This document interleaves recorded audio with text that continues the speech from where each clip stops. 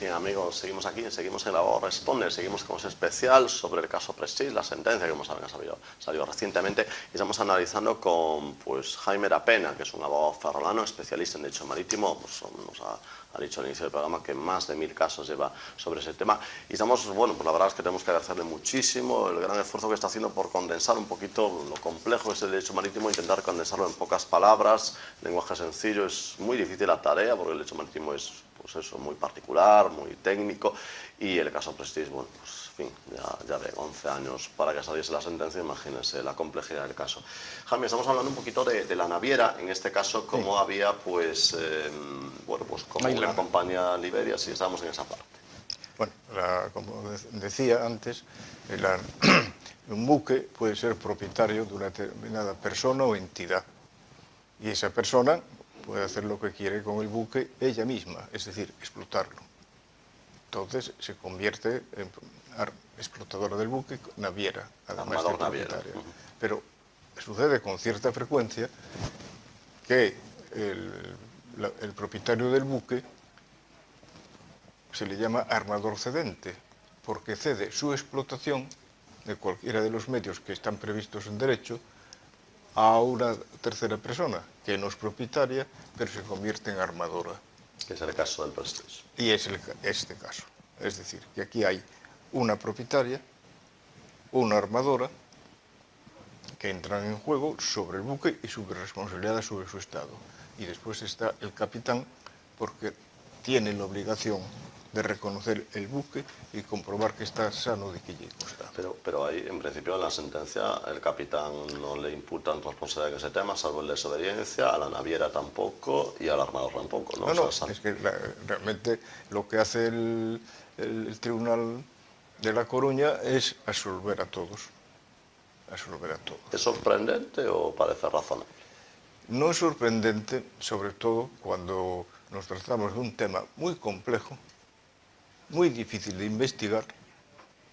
No sé, los años que se perdieron seguramente que fueron todos necesarios. Yo no conozco el procedimiento, son 260 y pico mil folios, que ya se dice pronto. Pero todos los despachos que se mandan al extranjero para realizar pruebas llevan meses o a veces años, o a veces no se contestan. La colaboración incluso con el Reino Unido fue mala. Fue mala. Con otras, con Liberia, ni contestó. Es decir, nos encontramos con una serie de dificultades que, desde luego, yendo directamente al campo civil, son muy difíciles de probar, muy difícil probanza. Entonces aquí nos encontramos que hay una responsabilidad del armador y una responsabilidad, del capitán y una responsabilidad del armador. En principio no han... ¿Quién están detrás del armador y el capitán? Los seguros. Que esa es la parte. De todas formas, déjame, antes de entrar en los seguros, aclaramos una cosa que ha salido mucho en los medios de comunicación, que son las agencias de calificación. ¿Esas qué papel juegan? Bueno, eso es distinto. Es distinto. Estas son sociedades de clasificación que nacieron por la necesidad de que, aparte de la administración marítima de cada país, que tiene la obligación de inspeccionar los buques periódicamente, y por eso estaba el cuerpo de ingenieros inspectores de buques, los peritos inspectores de buques, a las órdenes de estos o colaborando con estos, como se quiera ver, y en esos entra en la revisión de los buques la máquina, el casco, todo tipo de instrumentos, todos los aparatos radioeléctricos, las instalaciones eléctricas, todo.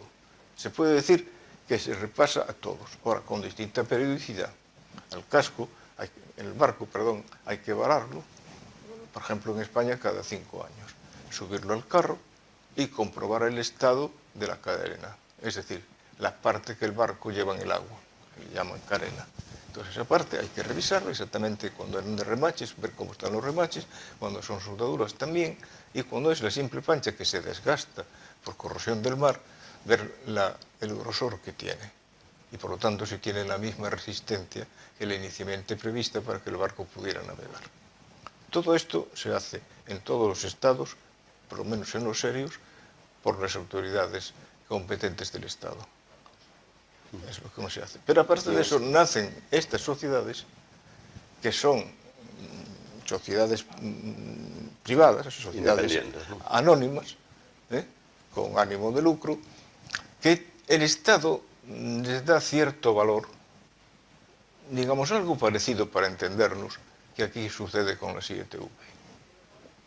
Tenemos que llevar el caucho allí. Son las ITV de los barcos. Eso ¿no? es. Pero mucho más que eso, porque se encargan de llevar a cabo cuál es la reparación que hay que hacer, cómo, etcétera. Son unos grandes equipos técnicos y además unas entidades muy poderosas. Y serias. Entonces, si la clasificación te la da una entidad de esa categoría, generalmente está bien hecha y responde a la realidad. Y en este caso, ¿habría hecho su trabajo bien las agencias? En este caso, por lo que se ve, no estaba bien hecho, porque el barco estaba muy mal. Es verdad, como dijo algún perito, después de exponer su peritaje, dijo, bueno, pero como no el barco hay que entender que es una teoría. No, no se puede ir así a un tribunal. A un tribunal hay que tener la seguridad de que la prueba pericial que se expone ante él es convincente y fácilmente inteligible, porque los magistrados no tienen que ser ingenieros, capitanes, etcétera, etcétera. Entonces, tienen que facilitar esa tarea. Y ese es el gran esfuerzo de los abogados cuando llevamos un asunto de esta naturaleza, en que tenemos que enseñar, válgase la expresión, a los peritos cómo han de exponer su peritaje, las bases en que se apoya, las pruebas que ha tenido en cuenta, de una forma fácil e inteligible. Y eso no sucede con frecuencia. En este caso, hay que decir en favor del tribunal, porque sí, hay que decir lo que es en favor en vez de en contra, que hay 19 pruebas periciales. Que se dice pronto. Más después, una retahíla de declaraciones técnicas, por ejemplo, del capitán de puerto, de ingenieros navales, del inspector de buque, de otro que no lo es decir, que no eran pruebas estrictamente periciales, pero que eran testimonios expuestos Complejos. técnicamente por gente capacitada. Entonces, eso es muchísima información. Es demasiado para que se pueda Por asimilar. eso es que el tribunal se haya atragantado con tanta información técnica. Tanta información técnica y tanta información contradictoria. Hay que leerse toda la sentencia para ver cómo el tribunal fue fijándose y examinando cada una de ellas. Dice uno de los abogados que no se examinó alguna de las pruebas que propuso o que no se tuvieron en cuenta. Bueno, eso es igual. En España, el artículo 741 de la Ley de Enjuiciamiento Criminal dice que el tribunal, después de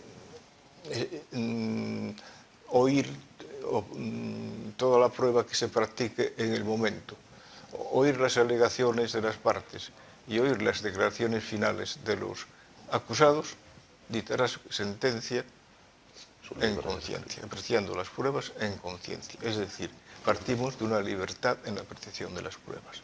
El Tribunal Supremo solo rechaza cuando esas pruebas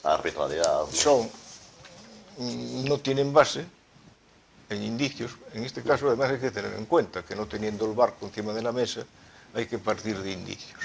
Y la prueba de indicios es muy válida.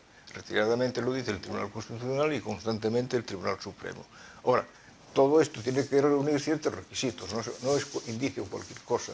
Y precisamente en la sentencia se rechaza como prueba de indicio que sea, dice, inferior a la prueba indiciaria, dice, de las pruebas presentadas.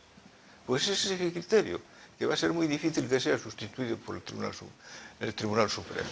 Con lo cual, perdona Jaime, pero ya avanzamos lo que podría ocurrir en ese recurso de casación que se está preparando ya por parte de la Abogacía del Estado y bueno, ante el mismo Tribunal Supremo, que ahí sí que sería la última instancia, al menos en España, que según nuestro especialista, pues claro, no habría grandísimas posibilidades, al menos a priori, dado la limitación que tiene, ¿no?, al examinar el caso del Tribunal Supremo, que solo entraría en temas muy jurídicos y documentales, claro. No, no entraría en hechos. El Tribunal Supremo tiene como única, primero, el recurso es extraordinario. Es recurso extraordinario de casación. Por lo tanto, tienen que darse una serie de requisitos que hace cumplir el Tribunal Supremo siempre con exactitud. Y segundo, el Tribunal, sobre la valoración de los hechos probados, solo puede entrar en casos excepcionales, como son aquellos en que se evidencia en el razonamiento que el Tribunal de Instancia actuó arbitrariamente al apreciar la prueba, al valorar la prueba. Que no parece, ¿no?, que sea el caso. Actuó con error, actuó sin razonar suficientemente como de un hecho base el hundimiento y los daños de ese hecho base mediante indicios probados, se llega a la conclusión de que efectivamente se cometió el delito. Entonces, solo en esos casos. Yo tengo la experiencia de 2 hundimientos de buques provocados. Precisamente el primero era un buque coruñés convertido con nombre inglés en británico, que fue hundido a la altura de Finisterre. Pues bien, el asunto llegó al Supremo y el Supremo estableció que efectivamente todos los razonamientos del tribunal se compadecían con estas exigencias y por lo tanto confirmó la sentencia. Es decir, no la casó, que es distinto. Es un recurso de anulación. El recurso de casación es un recurso de anulación de la sentencia o no anulación de la sentencia. En el caso que la anule, tiene que dictar otro. Y es es el supuesto de otro asunto que llevé yo, el Unisol, que en este caso no solo la sentencia de instancia, solo me estimaban parte lo que era el fraude al seguro, pero no el grave delito que entonces estaba penado en la ley penal y disciplinaria de la Marina Mercante de hundimiento de la nave con o sin muertos, solamente por haber provocado su hundimiento por culpa grave. Entonces, en el nuevo código se transformó y se convirtió en estragos, pero también en el caso de hundimiento provocado, repito. Pero en eso se estableció esta doctrina, que los indicios, siempre que estén probados, sean conexos y lleven a la convicción al tribunal, que los aprecia y los valora y razona el porqué. En esos casos no cabe discutirlo en el Tribunal Supremo. El Tribunal Supremo lo rechazaría. En este caso ya veremos. Yo lo único que puedo decir es que solo he leído la sentencia. Muy bien, de todas formas, lo que está claro es que ante tal mare magnum de información, tal mare magnum de pruebas periciales, que como Jaime Lapena nos ha comentado, en algún caso son contradictorias, lo que está claro es que el tribunal se aplica obviamente in dubio pro reo y por eso probablemente haya absuelto a todo el mundo, ¿no?, al no tener, pues eso, la unanimidad de las pruebas, la certeza de que había culpabilidad ante esas dudas tan grandes. Ha optado por lo que marca el derecho, ¿no?, que es la absolución. Bueno, claro, ha optado por eso. No consideró que el principio de presunción de inocencia haya sido destruido por ese conjunto de pruebas, aunque sea indiciarias. Pero lo hace muy detalladamente, eso sí que hay que decirlo. Va prueba por prueba. Podrá uno estar de acuerdo o no con algunas interpretaciones que hace. Puede ser que algunas puedan parecer contradictorias, pero desde luego es cierto. Él afirma que el barco estaba en muy mal estado. Muy bien, estamos ya en la recta final del programa, estamos ya, pues incluso ya fuera de tiempo, pero no me resisto a preguntarle una última cosa a nuestro invitado Jaime Lapena.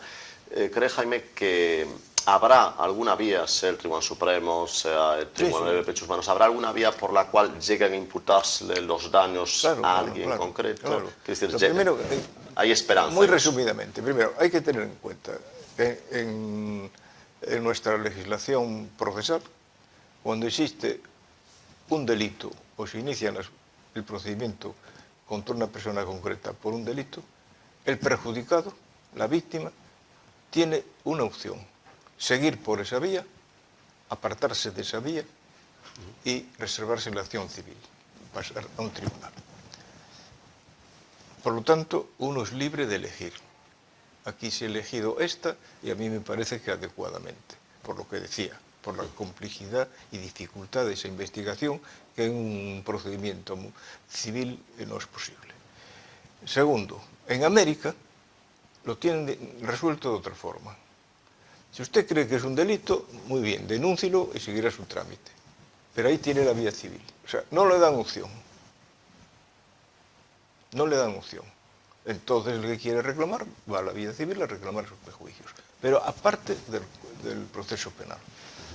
Entonces, pero la opinión personal de Jaime Arapena es que cree que habrá alguien que llegue a cubrir estos daños. Sí. La vía está abierta. Pero para mí la dificultad es la ejecución. La vía está abierta porque con el convenio vigente el día del accidente sobre daños por hidrocarburos se establece que la competencia es del Estado español.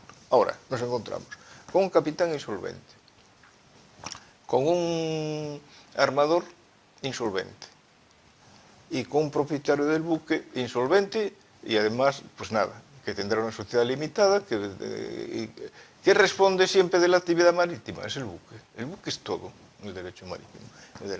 El buque está en el fondo de mar y además no valía nada. Tengan en cuenta que estaba valorado solo en 22 millones para un petrolero de 250 toneladas. Poco escaso, ¿no? Es lo que estaba. Pues ¿qué pasa? Que se van a agotar todas las posibilidades de reclamar a los seguros, al fondo o tal, y no llega a nada. Por eso el interés prioritario de determinadas asociaciones o de determinada asociación de acusar solo al capitán y al director general de la Marina Mercante. Porque claro, el Estado subsidiario. El Estado, si lo condenan, responde subsidiariamente y todos los españoles pagamos los daños. Ahora, vías sí que hay. No se puede decir con la sentencia absolutoria que se ha dictado o con la no estimación del recurso de casación que queden desamparados. Tienen que ir a la vía civil y allí reclamar todos los daños y perjuicios que han sufrido, que ya prácticamente tendrán todas las pruebas preparadas del proceso civil. Muy bien, pues Jaime Arapena, muchísimas gracias por estar aquí en Abogado Responde. Nada, nosotros. Bueno, amigos, hasta aquí. Esperemos que les haya servido para un poco saber, tener un poquito de luz en esa sentencia en la cual pues, bueno, los medios de comunicación dan extractos, lo cuentan a su manera. Entonces, bueno, nosotros hemos tratado de traer una opinión muy autorizada como es la de Jaime Arapena, a la cual le agradecemos muchísimo. Y bien, no tenemos más que emplazarnos para el próximo programa en el cual pues, trataremos de traerle también un programa de lo más atractivo. Hasta entonces.